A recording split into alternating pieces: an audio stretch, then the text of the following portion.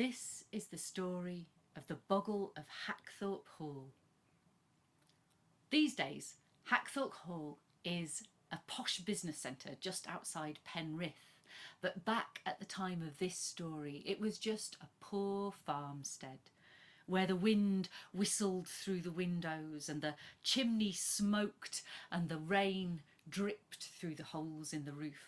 And what made it worse was the farmer could look out of the window and see Lowther Castle standing proudly in the sunlight.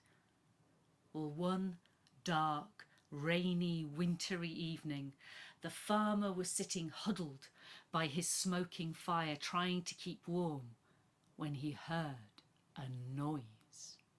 It was a squeaking, kind of squelching kind of sound, and it seemed to be coming from one of the windows. So the farmer went over to the window in the parlour and he took hold of the curtains and he opened them. There was nothing there. And then he went through to the window in the kitchen and he took hold of the curtains and he opened them. And there was nothing there. And then he went through to the windows in the scullery and he took hold of the curtains and he opened them. Ah!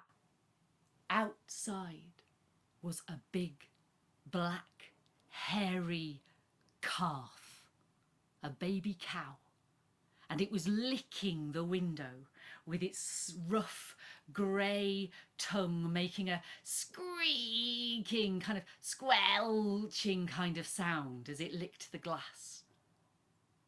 Now the farmer thought this was strange because he didn't have any cows on his farm, but he thought, oh, maybe it's a cow from one of Lord Lowther's farms. Hey, and if I return it, Lord Lowther might give me a reward. So he put on his coat and he went outside. And it was just as the door clicked shut behind him that he realised this was no ordinary calf. It had great big green glowing eyes, and he realised with a chill that this was a boggle, a shapeshifter. And he knew this was bad news because there are only 3 ways a boggle can be made and 2 of them are not good. The first is it could be the ghost of somebody who was murdered, who's come back to take revenge. Or the second is it's the ghost of somebody who committed a terrible crime and got away with it, but now is cursed to roam the earth for all eternity. Or the third is it's the ghost of somebody who buried treasure but died before they could come and dig it up. Thought the farmer. Treasure? And, the boggle did have green glowing eyes, but it wasn't a very big calf. So he decided to use the magic boggle charm, which enables boggles to speak to humans, and he said, "Ogle boggle, ogle boo, how I wish I could hear you." "At last," said the boggle. "I've been out here in the wind and the rain licking this window for hours. Come on." And he led the farmer across the yard, down the lane, across the field to a big water trough in the far corner. And the boggle lowered its head and took a long, slow drink.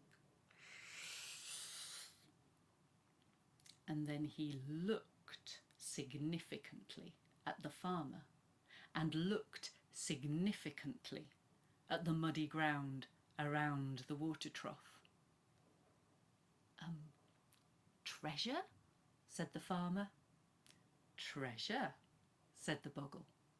And immediately the farmer fell to his knees and was scraping away the mud and the soil and the stones with his bare hands until he felt something smooth and kind of shiny feeling, and he pulled it out and he scraped the mud off it, and it was a silver spoon.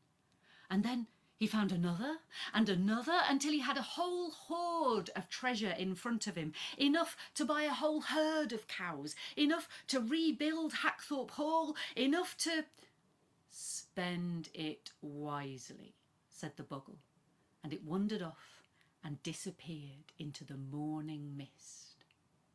And from that day onwards, Hackthorpe Hall was never again the poor neighbour. The wind no longer whistled through the windows, the chimney no longer smoked, the rain no longer fell through the roof, and it was never again ashamed to look out and see Lowther Castle standing proud in the sunlight.